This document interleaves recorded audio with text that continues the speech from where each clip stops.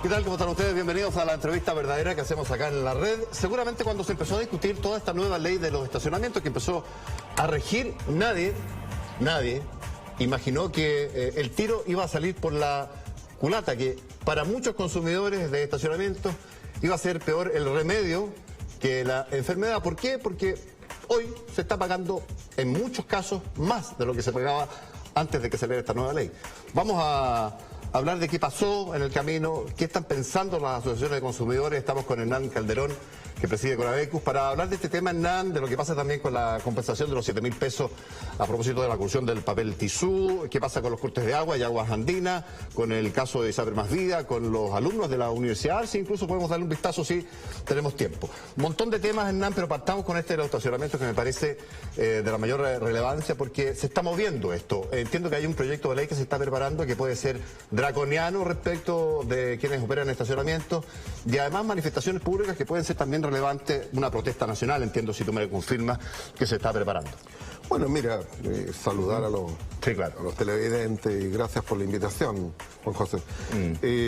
Mira, es verdad, lo primero, este es un proyecto de ley que tenía una finalidad que era principalmente regular el estacionamiento en los edificios de uso público, los centros comerciales. Así es. No estaba considerado tampoco en el proyecto regular los edificios de estacionamiento, los estacionamientos privados, no, nada. No, esto era retail, estaba, clínica y hospitales. Eso era. Estábamos hablando. Bueno, y lo que buscaba era justamente ratificar esa media hora que se había logrado con un acuerdo que ni siquiera era ley, pero que se estaba cumpliendo. Y que ojalá se cobrara por uso efectivo de estacionamiento. Claro, y después que se cobrara por minuto. Por minuto, exacto. Eso era el proyecto de ley en esencia, lo que buscaba, y además extender en aproximadamente 2 horas, hora y media, 2 horas, que era la discusión. Si tú demostrabas con boleta con consumo. boleta, contra una boleta de consumo.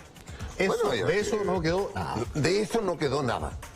Se borró todo. ¿Qué pasó en el camino? Solamente el cobro por minuto que se ratificó. Tú me estabas hablando, perdona, sin decirlo, de lobby brutal. No, es que lo que yo sostengo es que aquí el lobby está en el corazón del negocio. O sea, cuando yo veo de que... Lobby a los parlamentarios, pero... Claro, pero además el lobby, los personajes que hacen lobby son parte del negocio. O sea, si un lobista es presidente de una asociación gremial, el otro es parte de la propiedad de una asociación gremial que tiene 60.000 estacionamientos, estamos diciendo aquí ellos son parte del negocio. Por lo tanto, hablando de Guzmán. De Guzmán, que tiene 60.000 estacionamientos, administra 60.000 estacionamientos, y es parte de una empresa que es STEN, que es de propiedad de las hijas de un ex ministro de Belisario Velasco. Y en el otro lado está también el señor Melero, hermano de un diputado, pero que además es socio de Tirón y asociado. O sea, estamos hablando de eso. Pero que además la particularidad del lobby es que existe mucha complicidad entre los lobistas y los parlamentarios, porque a veces son militantes de sus propios partidos los que están haciendo el lobby en ellos. Ahora entonces, sí.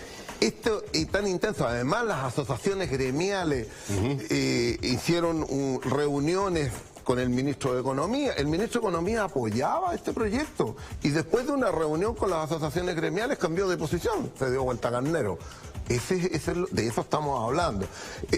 Quiero también aclararlo, el CERNAC tuvo una actuación bastante pasiva. Lo único que entregó el CERNAC, no participó en la discusión del proyecto de ley mayormente, sino que lo que entregó fue un informe de reclamos.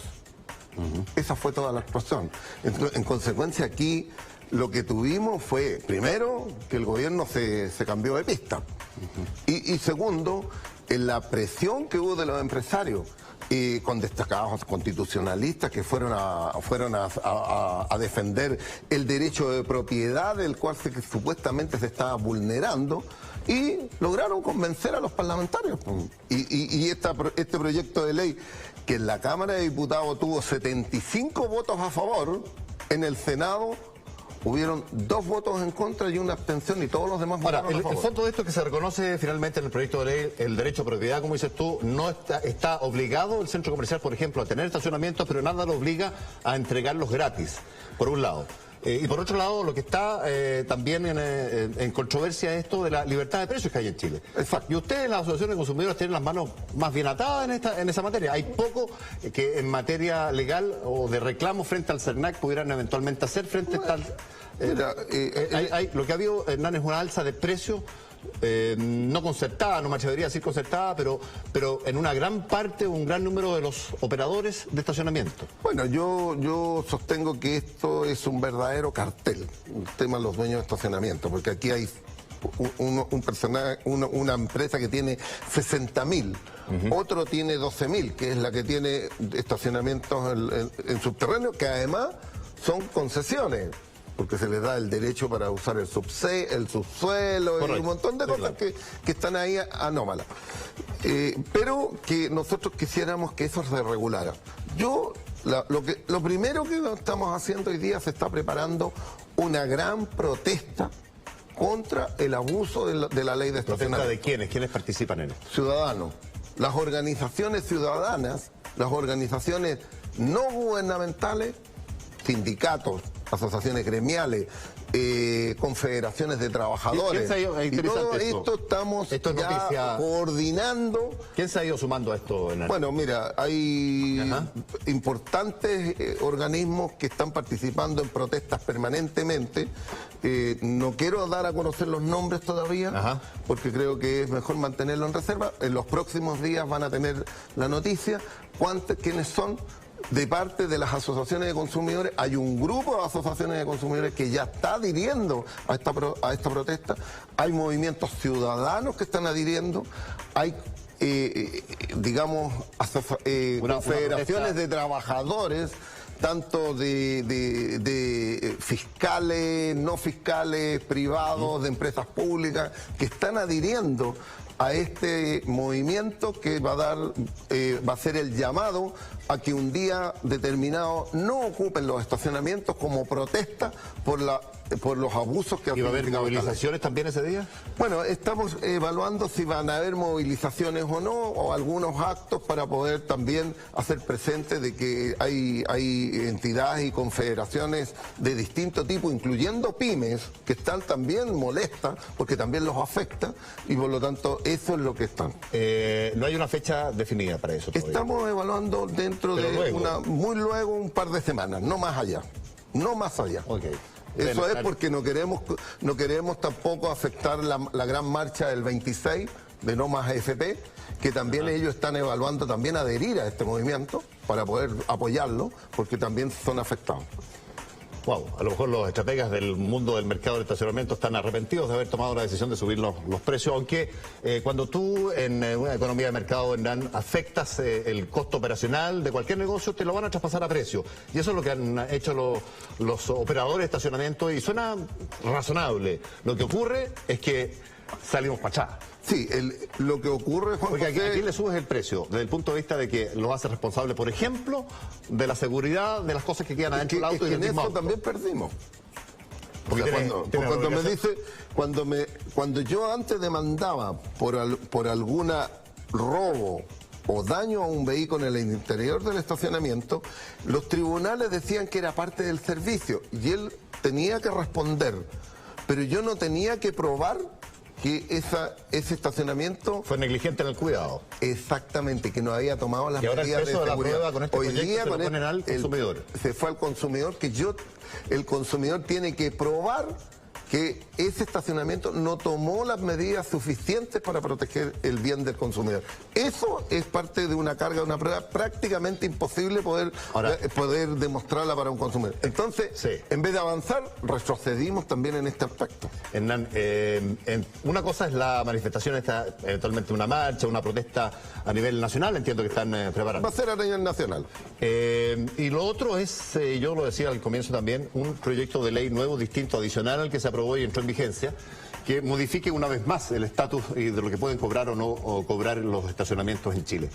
¿Qué contenido tendría este nuevo proyecto de ley? Bueno, nosotros lo primero que va a tener que... Lo está preparando además, creo, la misma gente que preparó el anterior, Chávez y Chay, los diputados. Por supuesto, ellos son parte de los diputados que defendieron el proyecto original y que presentaron el proyecto original, y que hoy día estamos pidiéndole a ellos que también nuevamente lo presenten, y ellos están de acuerdo, estamos esperando. El día 15 de este mes, la implementación de esta ley cumple un mes, cumple 30 días.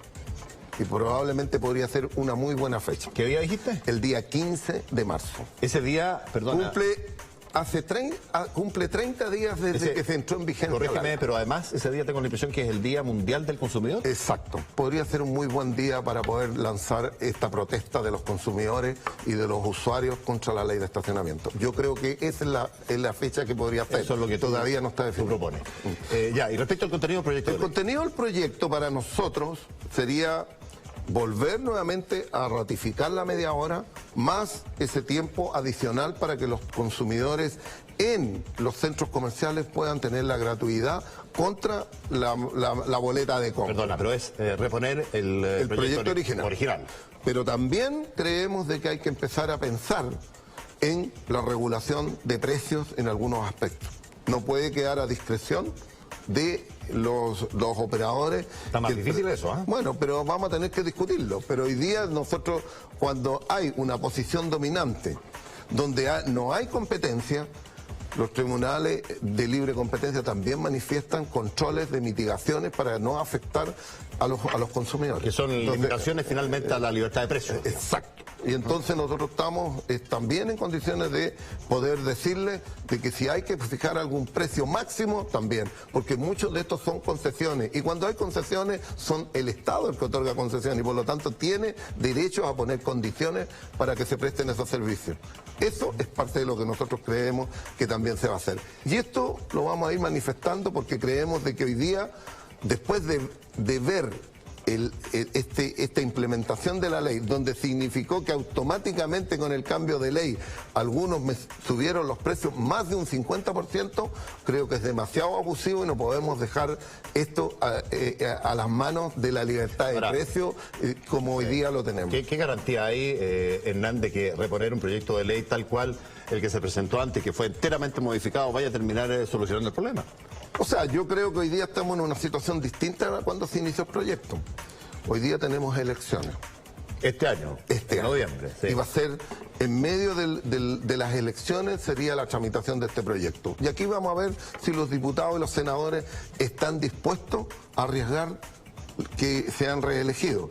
Vamos a señalarles claramente a todos los ciudadanos quiénes son los que están con el proyecto y quienes no están con el proyecto, y llamar a no votar por los que estén en contra de este proyecto. Ahora, hay un tema también de legalidad en la tramitación de ese proyecto que tiene que ver, Hernán, con afectar o no algo que ya quedó reconocido en el actual proyecto, que es el derecho de propiedad de los operadores de estacionamientos sobre lo que ellos ofrecen y la imposibilidad de que tú los obligues a entregarte ese servicio gratis. Lo que pasa es que eso, yo, Juan José, tengo la impresión, nosotros no tuvimos ninguna oportunidad de contratar o tener expertos constitucionalistas que defendieran la posición nuestra. ¿Cuál es el contraargumento frente a uno? Porque es un argumento potente. A ver, primero que nada, si tú lo obligas a ponerle 2 horas de gratuidad, le estás de alguna manera quitando 2 horas de propiedad rentable al dueño de eso. A ver, lo primero, nosotros cuando estamos hablando de las 2 horas, estamos hablando de los edificios de uso público.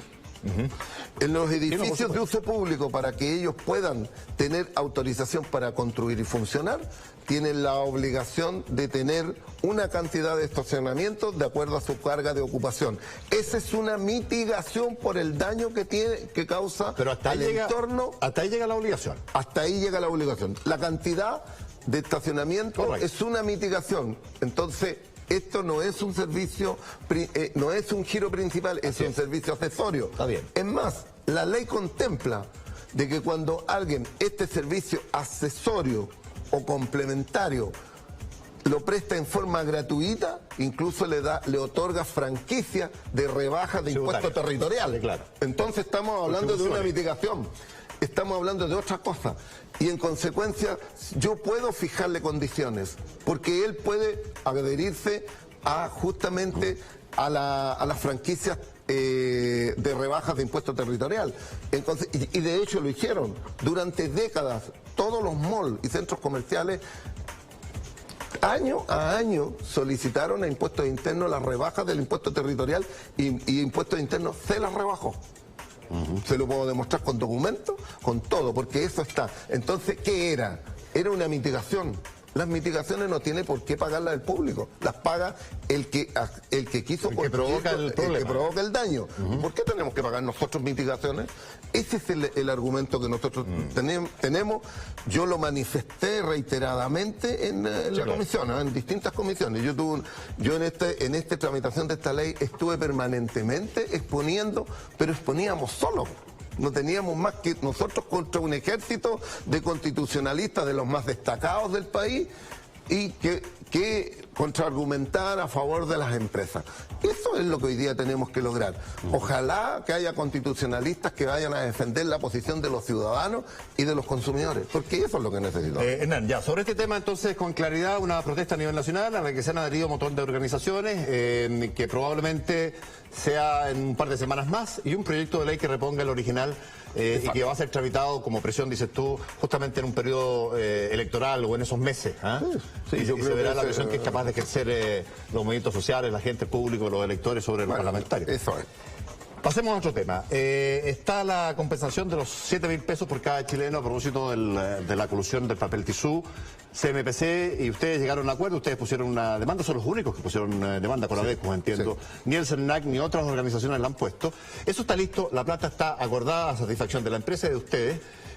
Y sin embargo, la plata está además, entiendo, depositada, está lista, depositada. ¿Qué pasa? ¿Que no están los 7.000 pesos en los bolsillos de las personas? Bueno, hay temas que no hemos podido acordar porque hay procedimientos que están pendientes. Cuando logramos este acuerdo, el procedimiento siguiente era que fuera presentado a través de una conciliación en un tribunal competente para que pueda ser ratificado y ejecutoriado. Esa es una manera de asegurarse a la empresa de que no la vuelvan a molestar, entre comillas, por lo mismo. Porque además tiene que tener el efecto erga omnes, que es cosa juzgada, digamos. Perfecto. Saca el problema. Saca el problema, nadie más puede demandar por el mismo hecho. CONADECUS tiene una demanda en un tribunal que es competente, pero tiene un inconveniente que una de las empresas, la empresa SCA, ha puesto obstáculos y hizo una apelación por incompetencia del tribunal donde está presentada la demanda colectiva. Esa apelación... te entiendo, perdona. Entonces, si el tribunal es finalmente incompetente, no se puede cerrar el acuerdo. No se puede cerrar el acuerdo. Ese es el asunto. Ese es el asunto. Y por eso se está postergando todo esto. Claro, entonces hoy día lo que estamos pidiendo nosotros, que CERNAC se haga parte, para que colabore en el tribunal, en los alegatos en el tribunal, para poder ganar que no es incompetente. Ok, y una vez zanjado eso, se podría empezar a entregar esto. Si logramos de que el tribunal ganemos y no declare incompetente el tribunal, el camino está expedito para que nosotros podamos hacer la conciliación y el acuerdo y que quede ejecutoriado. ¿Y eso más o menos fecha, ¿qué estimación puede ser tú? Los alegatos de la Corte de Apelaciones están para el día 24 de marzo, o sea, estamos a una semana. Nuestros abogados están trabajando. La Corte tomará un tiempo y fallará, dices tú. Puede fallar incluso inmediatamente. Normalmente queda en acuerdo, según los alegatos que hayan. Entonces, nosotros estamos pidiendo de que concurra la mayor cantidad de especialistas para que vayan a alegar a favor de la demanda de CONADECO, para que no se caiga la demanda, porque si no quedaríamos sin ningún tribunal competente. Esa es la posición que nosotros entendemos. Ya, pero si se llegara a aquello y fallara la Corte de Apelaciones de que el tribunal sí es competente, estamos hablando de a más tardar abril, mayo que se entregue. Mira, si abril estaríamos, yo creo que en condiciones ya, yo creo que entre abril y mayo ya estaría en condiciones de... Y ahí que ha sacado, una vez entregada esta plata, el tema con CMPC. ¿Qué pasa con SCA? Sigue la demanda. Sigue en tribunales la demanda colectiva que tiene CONADECU, seguiría adelante. Ellos no se han allanado a negociar ni a reconocer, por ende, la colusión. No, ellos reconocieron la colusión. Aquí hay una... Lo mismo que CMPC. Lo mismo que CMPC. Aquí el hecho está reconocido. Las empresas reconocieron que cometieron esa infracción, entregaron antecedentes como ocurrió, y lo que está en alegato, lo que hace SCA es que ellos están discutiendo en el Tribunal de Libre Competencia quién cooptó al otro. ¿Quién fue el instigador?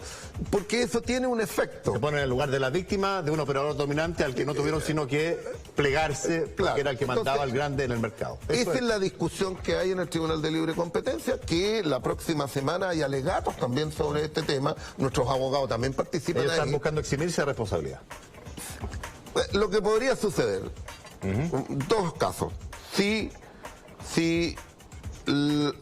SCA logra demostrar que fue cooptado, CMPC obligado, CMPC podría perder la franquicia y el beneficio de la delación compensada, que significa eximirlo de las multas. Y eso podría generar de que el que se exime por la totalidad de las multas podría ser SCA. Esta es una pelea de eso, de plata. ¿Quién paga más multa y quién paga menos multa? Pero ¿Y quién es responsable? En el tema compensaciones, ¿SCA podría estar obligado a compensar también?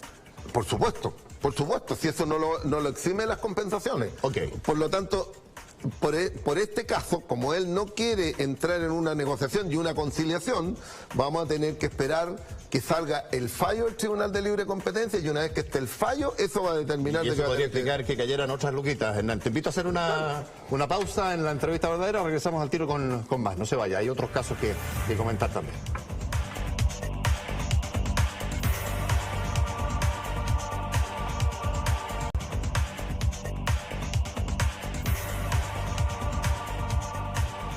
Estamos conversando con Hernán Calderón, que preside la CONADECU, ustedes saben. Hernán, hemos hablado de estacionamiento, hemos hablado del papel tisú, de las 7 luquitas, de lo que está pasando ahí. ¿Qué pasa en el otro tema que está marcando también la actualidad, que tiene que ver con los cortes de agua derivados de los aluviones que marcaron el fin de semana pasado? Y esta versión que da Agua Andina es que en ningún caso ellos tendrían que pagar compensaciones a los usuarios de agua potable, sus clientes, digamos, porque lo que ocurrió acá fue una causa de fuerza mayor.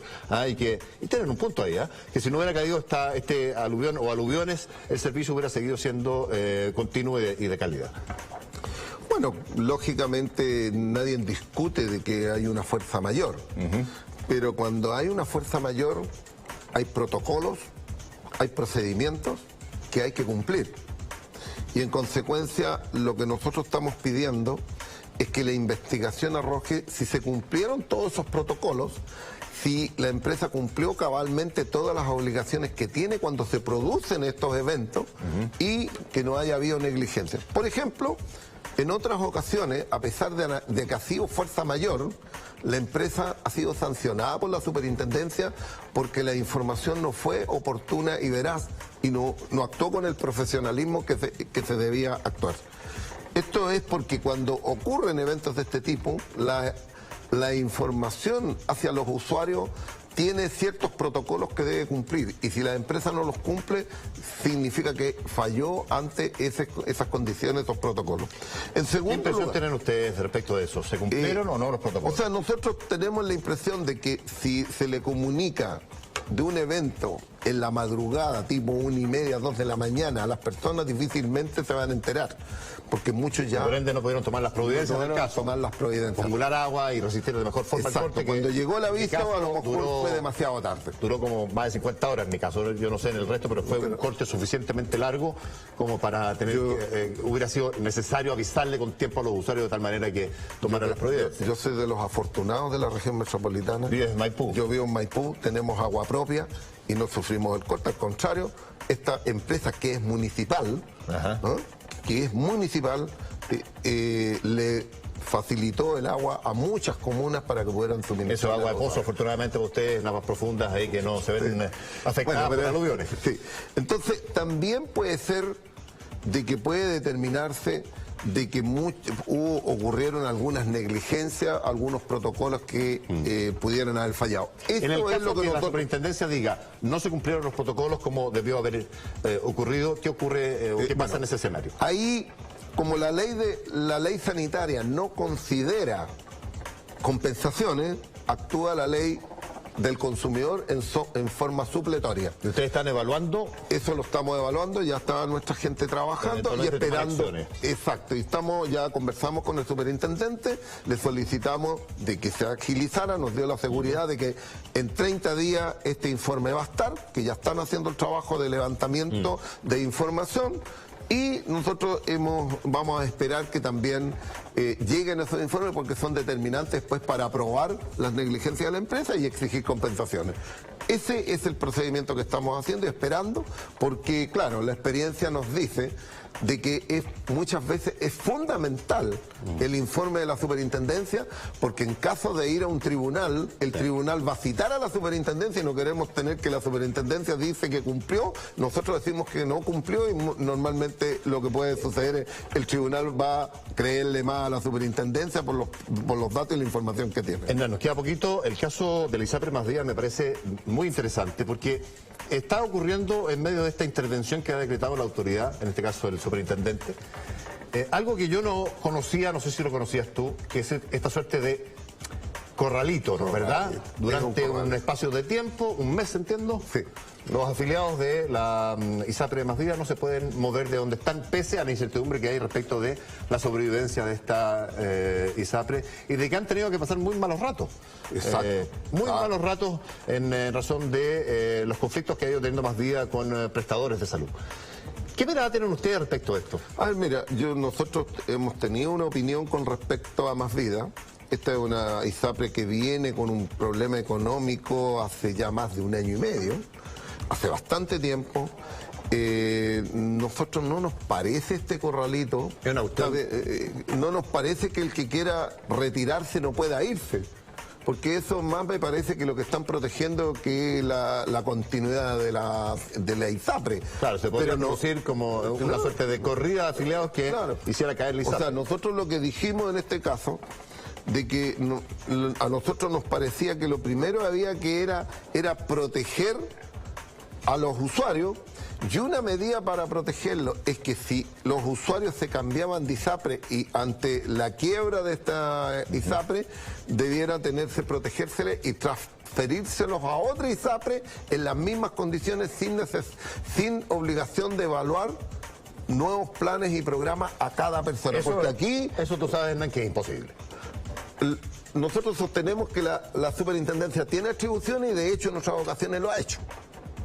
Lo ha hecho en otras ocasiones con otras ISAPRES que han quebrado y ha hecho esto. Pero ISAPRES no están obligadas a recibir a nadie, digamos. Bueno, pero él puede hacerlo. Él puede hacerlo porque en otras ocasiones sin evaluar el riesgo que implica, porque lo que hay detrás en términos de estructura es un seguro de salud que tiene cobros diferenciados, depende del riesgo que tú impliques como, en este caso, cliente. Bueno, esto es muy parecido y eso es el problema que a lo mejor no entiende mucho la gente, los usuarios. Esto es casi como el seguro del auto. Es claro. Si tú te enfermas mucho y chocas mucho, es lo mismo que si chocaras mucho el auto. El tema es que si tú tomas si tú tomas una cartera y alguien adquiere la cartera, tú tienes que asumirla con todo el riesgo que tiene esa cartera y tú le puedes pedir de que uno de los temas que no la asuma es que no haga una evaluación de cada caso. Te garantizo que ningún ISAPRE lo va a hacer porque nadie va a estar disponible a recibir a alguien más, un grupo que pudiera tener evidentemente un montón de preexistencias, por ejemplo, que implicaran costos adicionales. Ese es el tema, cómo protegemos a los preexistentes, a los que tienen enfermedades preexistentes y a los adultos mayores que son los más perjudicados. Y son los más caros. Nos queda nada, el tema de los alumnos de la Universidad de Arcis de cara a este cierre, ¿están tan indemnes como parecen estar? Los votó simplemente el Estado del Ministerio de Educación, perdona, y están de cara a el cierre aparentemente de la universidad, la liquidación de los bienes, y eventualmente se verá si tiene continuidad de giro, pero es una cuestión que está en el aire. ¿Qué protección tienen esos alumnos por lo invertido en su educación? Bueno, yo creo que en el tema de educación para nosotros ha sido siempre complejo poder defenderlos. Primero porque nosotros en la ley nos pone bastantes restricciones con respecto a la educación y a la calidad.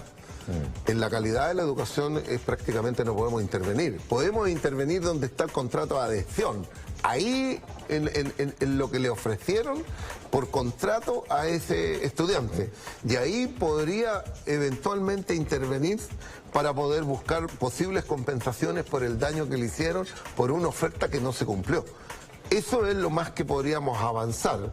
Yo creo que hay que estudiarlo muy detenidamente, este caso que es bastante particular y que yo creo que podría ser por incumplimiento de un contrato que se Contrato hizo. educacional. Claro, porque aquí el contrato educacional es un contrato de adhesión. Así es. Y en eso sí que podemos intervenir. No en la calidad de la educación. Si la educación es mala no podemos hacer nada.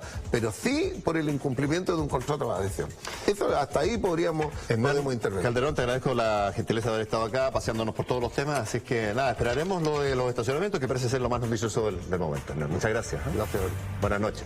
Ustedes, que lo pasen bien. Buenas noches.